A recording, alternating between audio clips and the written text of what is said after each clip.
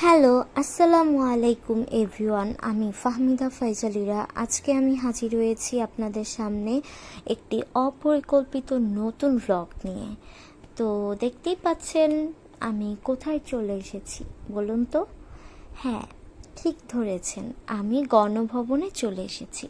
আর এই মালপত্রগুলো হলো যারা নিয়ে গিয়েছিল, আবার তারা সৎ সাহস দেখিয়ে আবার সেই মালগুলো ফেরত দিয়েছে। এখন আমরা একটি ছাউনির নিচে বসে আছি। আমি যে টিমে যোগ হয়েছিলাম সেটা ছিল হচ্ছে ডকুমেন্টেশন টিম। তো এরা প্রথম দিন কাজ করেছে গণভবনের কাগজপত্র নিয়ে। তো আজকে গসিপ হচ্ছিল তাদের ফেসবুক পেজ নিয়ে, কিভাবে আগানো যায়, কিভাবে সংবাদটা সারা বিশ্বের মাধ্যমে দেওয়া যায়। গাইস, দেখো আমি এখন গণভবনের ভিতরে আছি। তোমরা যদি আসতে চাও তাহলে তাড়াতাড়ি চলে আসো। আমি এখন গণভবনের খেতে, দেখো এই যে এটা হচ্ছে কি জানি গাছ, এখানে অনেক কিছু ছিল, এই আর কি। ভালো থাকো গাইস। অনেকক্ষণ ছাউনির নিচে বসেছিলাম, তাই ভাবলাম ক্ষেতের এপাশটা একটু ঘুরে বেড়াই, দেখি কি অবস্থা। তো দূর থেকে গণভবনটা দেখে খুব আফসোস হচ্ছিল যে ভিতরে ঢুকেও কেন, একদম কাছ থেকে ভিতরে যে ভবনটা কেন দেখতে পাচ্ছি না। এখন দাঁড়িয়ে হেলিপ্যাডের সামনে। এটা হচ্ছে সেই হেলিপ্যাড যেখান থেকে শেখ হাসিনা পালিয়ে ভারতে চলে গেছে। আপনারা দেখে নেন, ভালো করে দেখুন। ছি ছি হাসিনা, ছি। দেখেন আমি আছি এখন গণভবনের ভিতরে, আর এটা হচ্ছে হাসিনার গোয়াল ঘর। আর এটা হলো সেই ঐতিহাসিক জায়গা যেটা হচ্ছে হেলিপ্যাড, যেখান থেকে আমাদের মাননীয় প্রধানমন্ত্রী শেখ হাসিনা পালিয়ে ভারতে চলে গিয়েছে। দেখুন দেখুন, ভালো করে দেখুন। তো আমি এখন ট্রাই করছি একটা আপুকে নিয়ে ওই পুকুরের ওই পাশটা দেখতে যাব, এবং ভবনের পারলে যদি ভবনের ভিতর ঢোকা যায় সেই চেষ্টাটা করব। আর এখানে দেখতে পাচ্ছি অনেক গাড়ি পুড়িয়ে দিয়েছে মানুষজন। আর এই তো এগুলা প্রায় ভাঙাচুরা অবস্থা। আমি জানি না এখনো যে আমি ভিতরে ঢুকতে পারবো কি পারবো না, তবে আমি খুবই আশাবাদী যদি আমি একবার ঢুকতে পারি। তো দেখতে দেখতে এই যে আপু আর আমি পুকুরের পাশে চলে আসলাম, কিন্তু তার কিছুক্ষণ পরেই একটা ভাইয়া এসে বকা দিয়েছে যে এখানে ভিডিও করা যাবে না। তো সাথে সাথে বন্ধ করে দিই আমি ভিডিও। তো তারপরে এই যে একদম ভবনের কাছে চলে এসেছি, কাছ থেকে ভিডিওটা আমি নিয়েছিলাম, কিন্তু ভিতরে ঢুকতে আর দেওয়া হয়নি। তো তারপরে এখানে সবাই মিলে আমরা বললো যে তোমাদেরকে খাবার দেওয়া হবে, তারপর আমরা অপেক্ষা করি। তো অনেকক্ষণ অপেক্ষা করার পরে ভাবলাম যে আমি নিজে একটু সামনে যাই, দেখি যে একা একা ঢুকতে পারি কি না। তারপরে আমি ঢুকতে পারি ভিতরে। তারপরে ঢুকে ভিতরে দেখি আল্লাহ কি বাজে অবস্থা করে ফেলেছে, মানুষজন ভেঙে চুরে একদম মানে ভুতুড়ে বাড়ি করে ফেলেছে। তো এখন আপনাদের বলি যে আমি কিভাবে ঢুকতে পেরেছি।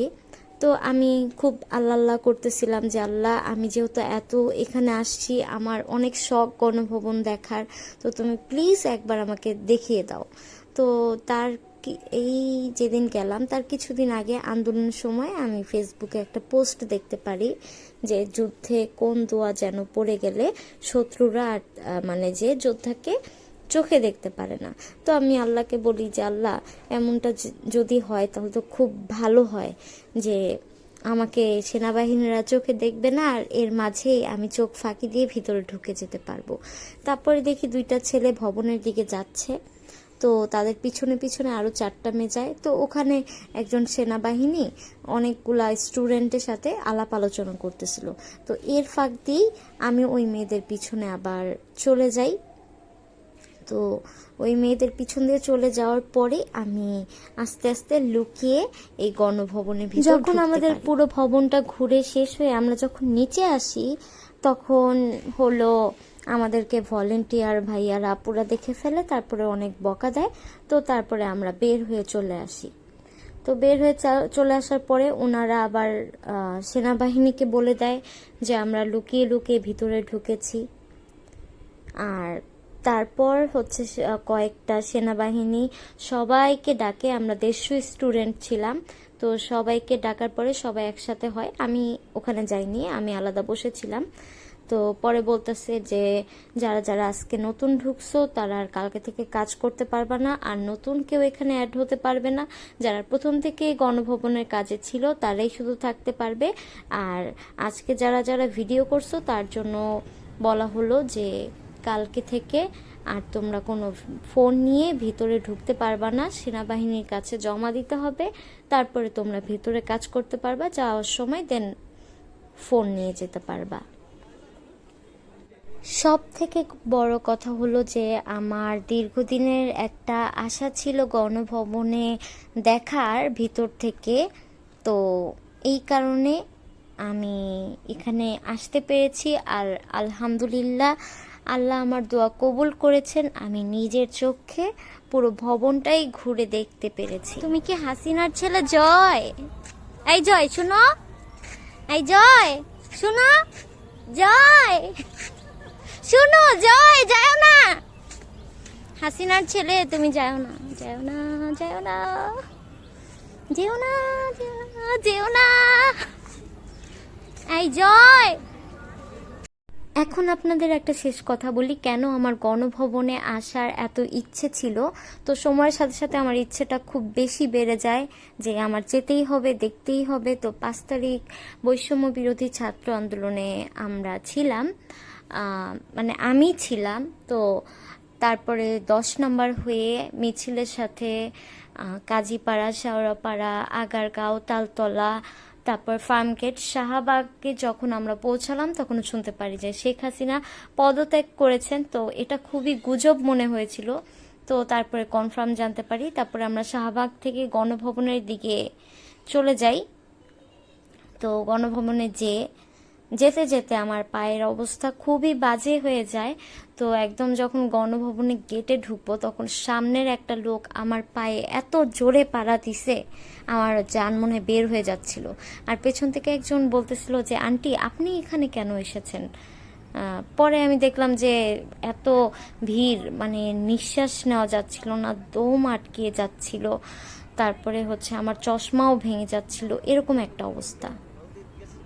এরকম অবস্থায় ভাবলাম তখন আসলে যান বাঁচানোটা বেশি ফরজ হয়ে দাঁড়িয়েছে। তো তখন আমি গণভবনের গেট থেকেই আমি বিদায় নিয়ে চলে যাই। আস্তে আস্তে করে আমি অনেক কষ্টে পরে বাসায় যাই। এই হচ্ছে আমার ঘটনা, যার কারণে আমি গণভবন দেখতে আবারও এখানে চলে আসলাম।